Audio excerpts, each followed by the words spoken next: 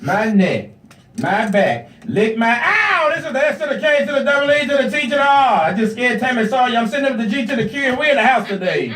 And we are fired up. Hello, somebody. You thought I was going to say it too? She jumped. She said, "Ooh, oh my God." She had the Holy Ghost. What have I got myself into? You know I'm saved. What's going on, Memphis, Tennessee, and Radio Land? And you know what time it is, baby. It's the 5 o'clock hour on Saturday evening. And we are about to let unloose. What? Unloose. She drunk. She was drinking at the third room. No, we're going to unloose today. She drunk, Lord. I can say unloosed if I want to. That is a new one. Yeah, I'm making up some words. Yeah, Hey, bling bling was a. They made that up? they did. It might be in the dictionary. What you think? Thank you. Unloosed. There it is. Unloosed. Don't try to steal my word. I coined it. Nikita, you need to stay out of this conversation. That's your side. Anyway, That's that's your a side. joke, man. So this is like KWAM AM 990 Talk Radio, and this is the Unleashed Voice, where we unleashing people today Yes. for the LGBTQ community. Wow. And the mission of our show is to be the soundboard for the community in the Mid-South. I'm going to take LGBTQ out of there because we the soundboard. We employ 3 core principles: education, empowerment, and enrichment. And we hope that during the broadcast of our radio show that we will cause you to ask more questions about the world around you. Start asking questions. Start asking why. So right now we got a little segment where Davian gets to talk about whatever on his mind. And it's called, what is it called? What's your segment called? You just said it. What's on my mind? Is you drunk for real? Is you drunk? Is you? Yeah. Is you drunk? You teach America, right? She teach America. I went to Memphis City School. Is you drunk? Not Shelby County. I didn't say unloosed all day then. Ain't I a woman? Yeah. Oh my God. So it's called What's on Your Mind? What's on your mind, son? Well, I'm not going to talk about Pokemon. That's number 45. I'm not going to talk about him today. Okay. Even though John McCain called him a dictator for trying to get rid of the press. I'm not going to talk about that. All right. Whatever with 45. He don't know who CBC is. He said call him. We're not going to talk about that. Lord Jesus. But we are CBC. I thought you said, oh, Jesus. I said, Lord Jesus. Oh, okay. You said call him. But we're going to talk about this documentary. Taylor, she picked my mind today because I was going to open up with this. I Am Not Your Negro. And this is James Baldwin. He wrote about his personal accounts with the lies and assassination of 3 of his close friends, Medgar Evers, Malcolm X, and Dr. King. It premiered the other night at Nationwide. We watched it at the Malcolm on the Square, Studio on the Square. And for those who don't know, who don't want to see it, James Baldwin was an open homosexual man. Bam, there it is. So he told these stories through his perspective of those assassinations. And the movie was deep. I got to go back to see it. But they did not talk about his sexuality. They talked about it one time when the FBI typed it up, and that was it. And these accounts were given from this man who was an openly gay man. So I'm pretty sure it was some conversations, some things talked about in his manuscript that were overlooked, that are still hidden. And kudos to the movie director. What's his name, Tammy? Don't put me on the spot. It was right. Ooh. Yeah, kudos to him. But you did not talk about the crux of it. You left all the women out. You didn't talk about his sexuality. And that's a big part of James Baldwin. So I got a problem with I'm Not Your Negro. I love the fact that you talked about those things we already knew, but talk about the hidden figure pieces about James Baldwin that people that do not know. So don't overlook that. Don't overshadow that, because that was a main piece. That was him. And so I enjoyed the movie. I encourage people to go see it, but I don't appreciate the fact that you left out those pieces in his manuscript. I'm pretty sure where he talked about his sexuality and being good friends, close friends with Medgar Evers, Malcolm X, and Dr. King, and that's what's on my mind. Okay. Time. Yeah, I saw it as well, and for me so I'm consider myself an LGBTQ ally. Yay! So one of the things that I do, not so well is automatically put myself in the mind frame of the people I call myself an ally.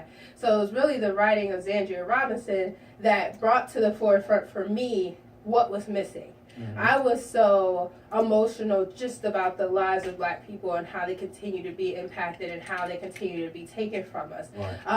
I thought it was almost a perfect film until today, seeing Zandria Robinson's writing, and I'll just share really quickly, and I hope she doesn't mind. But one thing that she stated was that we see Baldwin's homosexuality shoved into the closet for the comfort of white people. Hello. And Black people. And she talks about how the director, as a Black man, is the one who does this. And then she goes on to talk about how women are almost absent from this telling. They are. They talk about Lorraine Hansberry, who was, if you read Baldwin's writings, he was in love with her. Just dearly in love with her. One of his closest friends, sisters, loved her. And he wrote very passionately about her in this documentary. And we never hear from her directly. We hear the voices of Martin. We hear the voices of Malcolm. Right. We see the pictures of Medgar Evers, but we only hear Lorraine's voice, Andrea tells us, through a man's voice. And so in hearing that, what does that give us? That tells us two things. His sexuality is not important and women are not important to the story. But as we know, our LGBTQ brothers and sisters and women have been at the forefront of these fights forever, and they need to be acknowledged in all tellings. Actually, in the Bible, the first disciples were women. Yeah. And people don't talk about things like that. You want a piece of this before we take this first call? I didn't see it. Okay, so you can't dig into it. Right.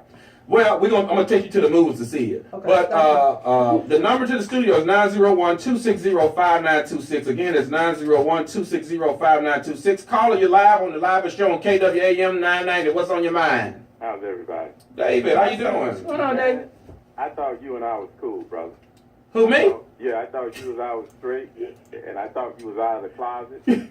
And I looked on I can't look today, I'm doing something. I looked at the TV, on TV, or whatever you call it, on through the internet. And here you are sitting with a Dallas Cowboy shirt on. Now, David. Go Cowboys. Now, David, you're going to call here, and we in this really, really, really hot piece on the show. Deep conversation. And come on, man. It's like coming up behind the preacher. You just killed the mood. Come on, man. I got to say that first to know where I stand. Okay. I get you on that during football season. I'll come back to you. Go ahead. It's all right. All I just won't look at the internet anymore. I just listen to y'all. All right. First of all, he's one of my heroes. That's first of all. Number two, his fiction talked about, homosexuality. I think it was Giovanni's Room. But when you talk about his nonfiction, it wasn't talked about. His own nonfiction. His homosexuality wasn't talked about as much. Right. So I don't know how you take that. I've read Spy Next Time, I read a collection of it. No, was it something? No name or something. But anyway, the price of the ticket has a collection of all his essays. Now, my personal view as Sister Sexual ally, I can go for that. I'm an ally too, from that standpoint. But I'm not. Look, I ain't taking out a gun only for myself. I'm gonna fight for myself now. But in any case, what I liked about him is that even during that time, he lived his life. Right. It was more like, this is who I am. I'm not hiding it. Do you not think that a lot of Elijah Muhammad didn't know? He knew he was gay too, and he liked his writing. So it's kind of funny to me when I talk to members of the Nation of Islam, and the first thing they talk about is homosexuality, when the Honorable Elijah Muhammad was a supporter and loved his writings as well, But in any case, that's how messed up and screwed up we are. And of course, they tried to change them and all that, which they always try to convert somebody. All these religions, all these organized religions try to convert you from one thing to another. And while they're doing that, they take all your money. But that's another statement, another conversation altogether. And you know how I feel about organized religion. We can talk about it. What was that? We can talk about it. Oh, you have? I said we can. Baldwin talks about it. No, I can't. I got some Popeyes waiting on. But here's my thing. I have not seen it. I actually, in preparation for him, I saw the debate between, you can get it on YouTube, between Brother Baldwin and William F. Buckley. And Buckley. Actually, that's in the movie. Yeah. Oh, man.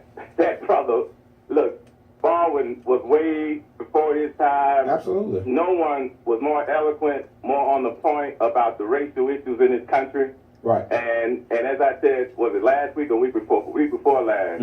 Still to this day, if you want to have a serious conversation about race, you can't have one without reading Baldwin. Absolutely. I just refuse to have a conversation with somebody and talk about race if they're not even willing to look at and read the brother, because that's where the start should be. And not only was he, and I say this and I'll let you go, not only was he amazing in regards to the social consciousness of race, he always was on point economically, because that's my background. And talk about economics and how they play into this whole thing. Right. So the brother was absolutely brilliant. There's Right. no question about that.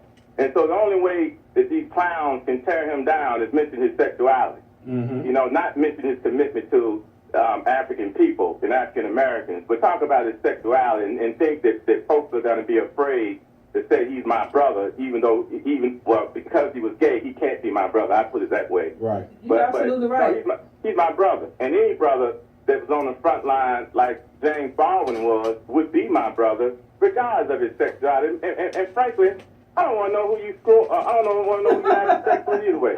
Right. That's your business. Right. What can you do to liberate us and help us to be liberated? All right. Let me get to my Popeye. We Take care, appreciate David. you. Have a good one. We got to take this first commercial break. And you are listening to the Unleashed Voice for the LGBTQ community here on AM KWAM 990 Talk Radio, baby. Don't change that dial. Go get some friends and tell them to tune in, because when we come back, we're going to dive into our interview with our special guest in the studio today. Tammy Sawyer, baby. She's in the house. We'll be right back. And we never want to lose it. Yeah, wait till the chorus come in. Okay. Can y'all hear me?